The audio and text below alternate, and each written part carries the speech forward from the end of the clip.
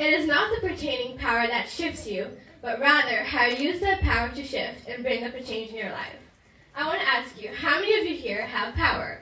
You're probably thinking, what power? Everyone has their own definition of power.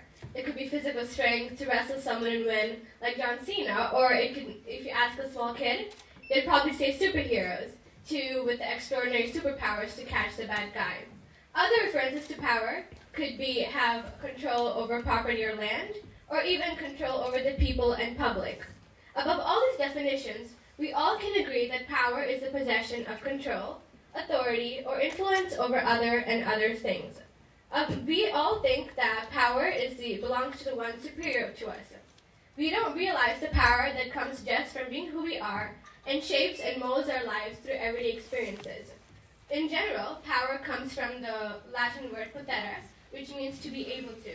In life, we have two phases, in the family and in society. In family, we maintain a beautiful relationship and make sure to attain all the responsibilities relating to it. In society, it's a position of expertise that we hold. For example, as a teacher, a doctor, a landlord, a tenant, even being the president, you name it. In society, it's the one that shapes and molds our lives through everyday experiences. Power is just not exercising authority over others or other things, but rather puts you in a significant place of being held responsible for what you do. For instance, a strong and capable businessman can own a business and have all the power he has. On the other hand, if an incapable person owns a business, though he or she has the power over his business, if that person doesn't execute that power efficiently, there is no value to that power. According to Norman Cousins, the death is not the greatest loss in life. The greatest loss in life is what dies inside of us while we live. We have to understand, is the power inside of us still dead, or is it alive? If it's still alive, we need to know how to exercise the power, the skills that we've been given. We all have the skills in life, and we have to use that skill to attain and be successful. This makes a shift in our life. Through putting the effort in what we have, what position we've been given to, we can be able to be successful and reach our goals. Dreaming bigger, and instead of thinking about the worst possible things that could ever happen, think of how you could avoid those things. For instance, there was this young boy who was uneducated and poor in Japan, and his father was a blacksmith, but also owned this bicycle repairing. He did it. And he was very poor, and when he was at the age of 8, when he was going about his business, this boy heard an unusual sound. So to the sound, he was very fascinated by this and started finding what it is. And he found this four-wheeling running machine. It was a Ford Model T. It was the first car that he had ever seen, and he was extremely fascinated by this. And he started chasing after it, not knowing why he was chasing after it. Years passed, days passed, and he hated school. He didn't want to go to school, and he didn't receive the proper education. On the other hand, he was very skillful in handling with engines, motors, and bicycles.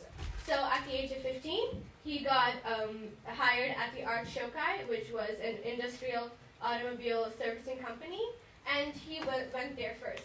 Unfortunately, he became a babysitter for the owner's child.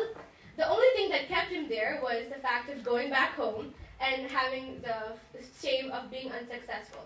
Fortunately, the company grew and became very busy, and he had to join in. He was very skillful since he already had the skills that he had, and he even took part in manufacturing the company's first racing car that won the first place in Japanese motor car championship. This made him in charge of the new branch of the company. Starting low but ending up really high, the company became very successful. He suggested that the company become a separate company instead of being a branch of that company, but the shareholders disagreed. So at the age of 31, he started his own business, which is known as the Tokai Seiki Heavy Industry. This was to manufacture piston rings. So at first, he wasn't very successful. He was such a failure, and he wasn't able to manufacture those piston rings. Then he went to an industrial institute to learn about this. Finally, he was able to make one, but it wasn't as qualified as it should be. Then he, disappointed by this, he even made 50 piston rings for Toyota, but only 3 passed the test. Even being disappointed by this, he tried really hard and went around Japan to find out how to manufacture these piston rings. Finally, at the end, he came up with an unbelievable result result, which was really useful, and the company became very, very successful, that he had to keep up with the orders, and 2,000 people were hired. Life was wonderful, everything was successful for him, until Japan joined the Pacific War.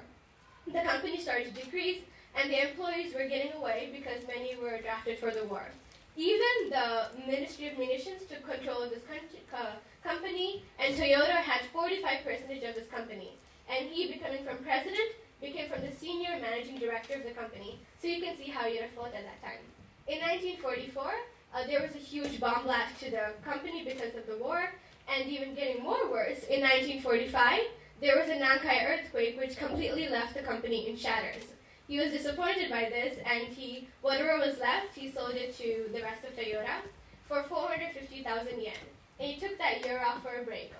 Then, when he was on his way in his break, he saw this generator engine operating wireless radios, which was used by the Japanese army in the war.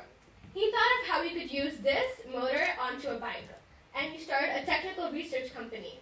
This was to manufacture this project.